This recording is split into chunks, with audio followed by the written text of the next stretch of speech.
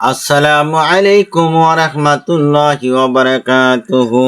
সূরা আলে ইমরান আয়াত নম্বর 145 পৃষ্ঠা নম্বর 82, সূরা নিসা আয়াত নম্বর 78 পৃষ্ঠা নম্বর 109, সূরা নাহল আয়াত নম্বর 108 পৃষ্ঠা নম্বর 327, সূরা মুমিন 66 নম্বর আয়াত পৃষ্ঠা নম্বর 405।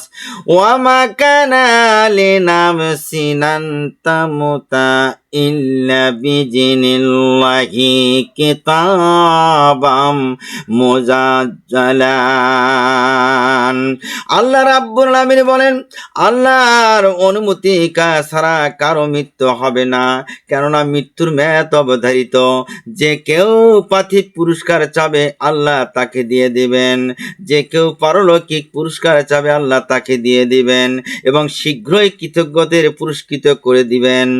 কুল্লিন নাফসিন যায়কাতুল মাউত, প্রত্যেক জীবের মৌতের তারিখ আল্লাহর কাছে আছে, প্রত্যেকের মৃত্যুর স্বাদ গ্রহণ করতে হবে। হাদিস মুসলিম শরীফ হাদিস নাম্বার 876 পৃষ্ঠা নম্বর 175, হযরত ওমর রাদিয়াল্লাহু তাআলা থেকে বর্ণিত, তিনি বলেন, হুজুর সাল্লাল্লাহু আলাইহি ওয়াসাল্লাম ইরশাদ করেন, মৃত্যু যে কত কষ্ট তা আল্লাহর কাছে পানাহা চাও। তবে মুমিনদের জন্য মৃত্যু আনন্দদায়ক, কারণ মৃত্যুর পরেই তাদের জান্নাত অবধারিত। সুবহানাল্লাহ।